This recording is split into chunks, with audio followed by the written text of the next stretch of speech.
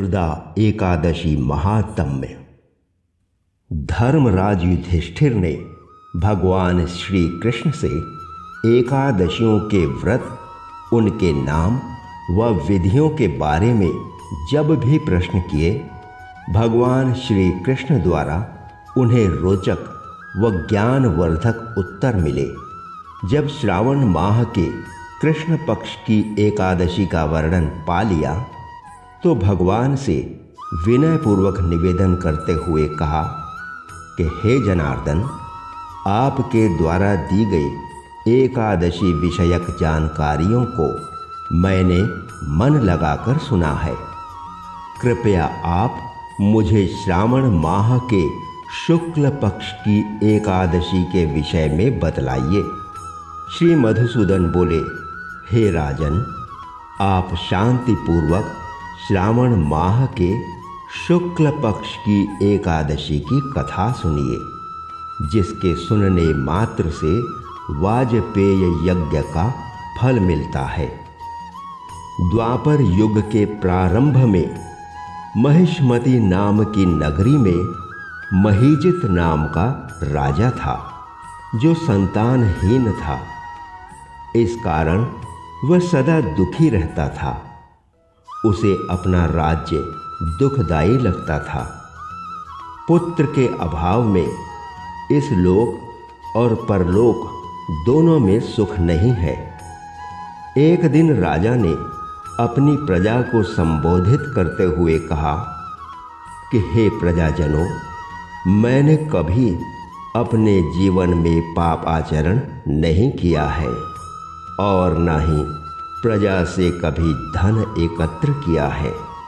न किसी का धन छीना और न ही किसी की धरोहर ली है। मैंने सदा प्रजा को पुत्र की तरह ही पाला है, यहाँ तक कि अपराधियों को दंडित करते समय पुत्र और बांधव ही माना, न कभी किसी से द्वेष किया। धर्मयुक्त राज्य करने पर भी मैं महा दुख पा रहा हूँ। क्या कारण है, मेरी कुछ समझ में नहीं आता। राजा महीजित की बात पर विचार करते हुए उसके मंत्रियों ने निर्णय लिया कि वे स्वयं वन में जाकर बड़े बड़े मुनियों के दर्शन करेंगे व राजा के दुख निवारण का उपाय लाएंगे। अनेक मुनियों के दर्शन करने के बाद वो एक ऐसे स्थान पर पहुँचे जहाँ अत्यंत वयोवृद्ध और धर्म के ज्ञाता महर्षि लोमश का आश्रम था।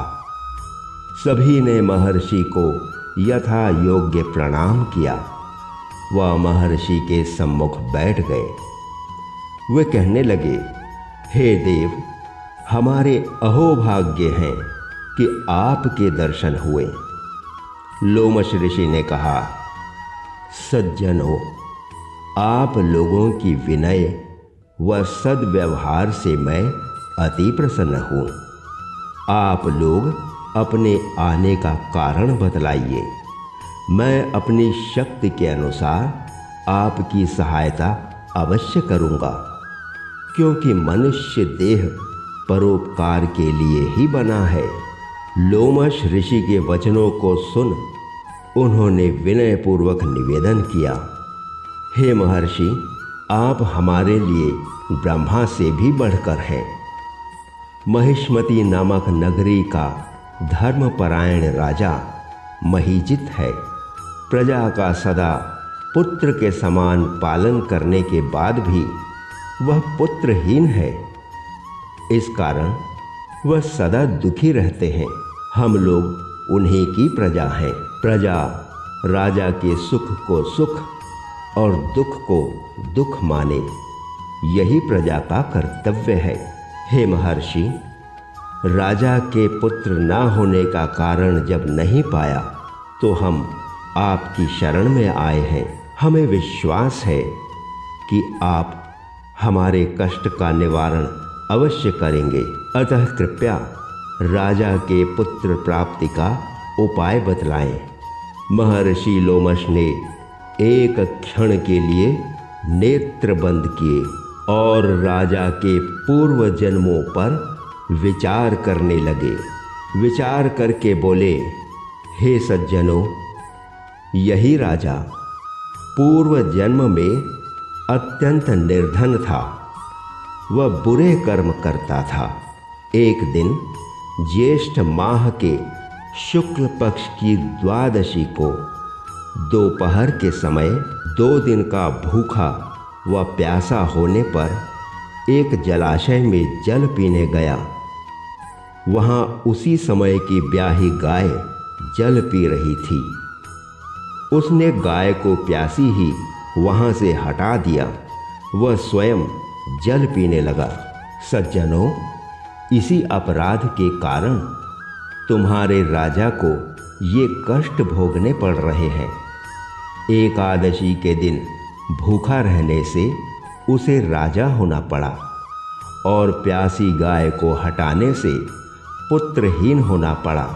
इस पर प्रजा ने कहा, हे महर्षि, शास्त्र के अनुसार पुण्य से पाप नष्ट हो जाते हैं। कृपया कोई उपाय बतलाइए जिससे हमारे राजा के पाप नष्ट हो जाएं व पुत्र रत्न की प्राप्ति हो।